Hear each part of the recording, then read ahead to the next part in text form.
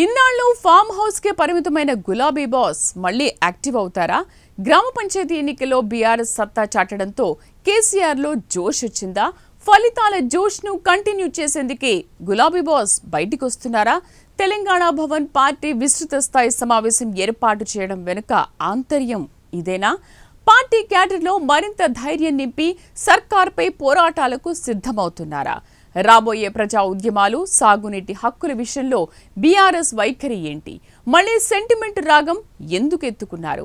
మళ్లీ ఉద్యమ పంథాలో గులాబీ దళపతి నడవనున్నారా? కేసీఆర్ స్వయంగా ఉద్యమంలోకి దిగితే కాంగ్రెస్ ఎలాంటి ప్రాబ్లమ్స్ ని ఎదుర్కొంటుంది? ఇన్నాళ్లు సైలెంట్ గా ఉన్న కేసీఆర్ అవకాశం కోసం వేచి చూశారా? ఇక కారు గేర్ మార్చాలని కేసీఆర్ భావిస్తున్నారా? ఇంతకీ కేసీఆర్ ఏం చేయబోతున్నారు? Let's watch.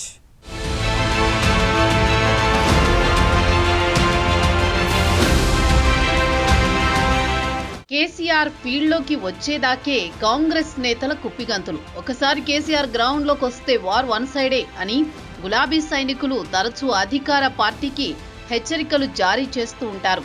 స్వయంగా కేటీఆర్ కూడా త్వరలో టైగర్ వస్తుందని, అప్పుడు ఇప్పుడు తోక జాడిస్తున్న వారంతా పారిపోతారని చెబుతూ ఉంటారు. అయితే కేసీఆర్ ఎప్పుడు మళ్లీ ఫీల్డ్లోకి వస్తారన్నది మాత్రం పెద్ద ప్రశ్నగానే ఉంది. 2 ఏళ్లు ముగిసిపోయాయి. ఇప్పుడు కేసీఆర్ అనూహ్యంగా ఎల్పీ మీటింగ్కు పిలుపునిచ్చారు. దీంతో గులాబీ బాస్ మళ్లీ రాజకీయంగా యాక్టివ్ అయ్యేందుకు సిద్ధమవుతున్నట్టుగా తెలుస్తోంది. ఈ నెల 21వ తేదీన తెలంగాణ భవన్లో గులాబీ దళపతి కేసీఆర్ అధ్యక్షతన బీఆర్ఎస్ ఎల్పీ సమావేశం, కార్యవర్గ సమావేశం జరగనుంది.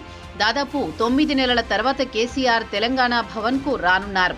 చివరిసారిగా మార్చి 11న కేసీఆర్ తెలంగాణ భవన్కు వచ్చారు. ఇక అప్పటి నుంచి ఆయన ఫామ్ హౌస్ కేంద్రంగానే తన రాజకీయ కార్యకలాపాలు సాగిస్తున్నారు. అయితే గ్రామ పంచాయతీ ఎన్నికల్లో పార్టీకి అనూహ్య ఫలితాలు కేసీఆర్లో జోష్ నింపినట్టు తెలుస్తోంది.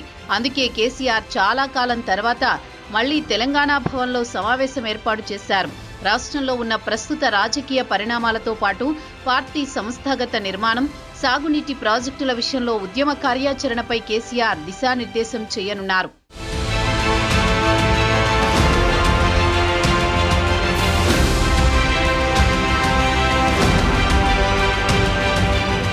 అయితే తెలంగాణ అసెంబ్లీ ఎన్నికల్లో ఓటమి తర్వాత కేసీఆర్ పెద్దగా బయటకు వచ్చింది లేదు. కొన్ని సందర్భాల్లో మాత్రమే కేసీఆర్ బయటకు వచ్చారు.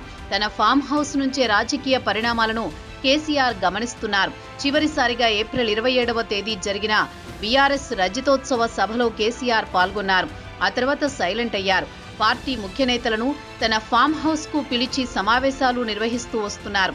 కేసీఆర్ ఇస్తున్న ఎజెండా ప్రకారం కేటీఆర్, హరీష్ రావు ఫాలో అవుతున్నారు. ఇక తాను మాత్రం తెలంగాణ భవన్ వైపు కన్నెత్తి కూడా చూడలేదు. ఇకపోతే రాష్ట్రంలో గ్రామ పంచాయతీ ఎన్నికలు జరిగాయి.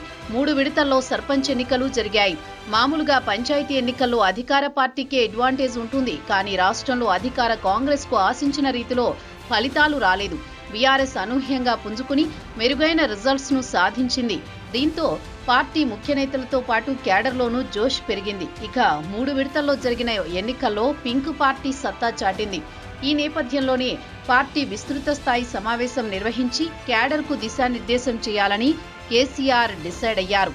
ఇక పంచాయతీ ఎన్నికల జోష్ను వచ్చే జెడ్పీటీసీ, ఎంపీటీసీ ఎన్నికల వరకు కంటిన్యూ చేయాలని కేసీఆర్ ఆలోచన. అందులో భాగంగా సాగునీటి ప్రాజెక్టులపై ప్రత్యేక ఎజెండాతో ప్రజల్లోకి వెళ్లనున్నారు.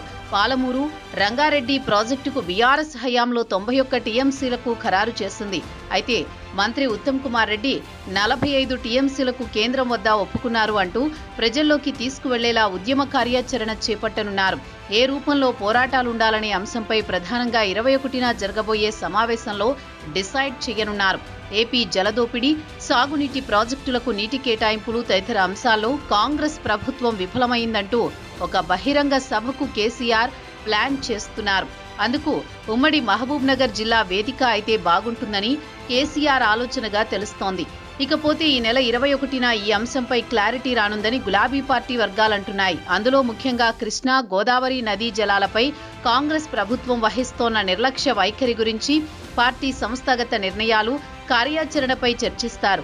అంతేకాకుండా రాబోయే ప్రజా ఉద్యమాలు, సాగునీటి హక్కుల విషయంలో బీఆర్ఎస్ వైఖరి ఏంటి, రాష్ట్రానికి అన్యాయం చేసేలా నిర్ణయాలు, రేవంత్ రెడ్డి ప్రభుత్వం తీరుపై ప్రశ్నించే అవకాశం ఉన్నట్టు తెలుస్తోంది. అయితే ఇప్పటికే రైతుల నీటి హక్కులపై మరో ఉద్యమానికి బీఆర్ఎస్ సిద్ధమైంది. ఈ నేపథ్యంలో తెలంగాణ మాజీ సీఎం కేసీఆర్ స్వయంగా బీఆర్ఎస్ ఎల్పీ సమావేశంలో పాల్గొనడం ప్రాధాన్యత సంతరించుకుంది.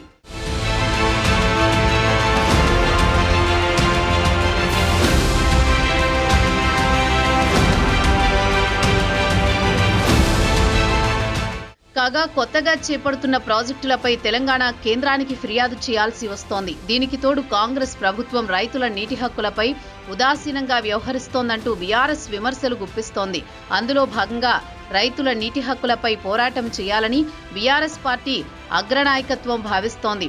ఈ నేపథ్యంలో బీఆర్ఎస్ ఎల్పీ సమావేశం కేవలం పార్టీ నేతలకు దిశానిర్దేశం చేసి వదిలేస్తారా, లేక కేసీఆర్ స్వయంగా రంగంలోకి దిగుతారా అనే విషయంపై క్లారిటీ లేదు.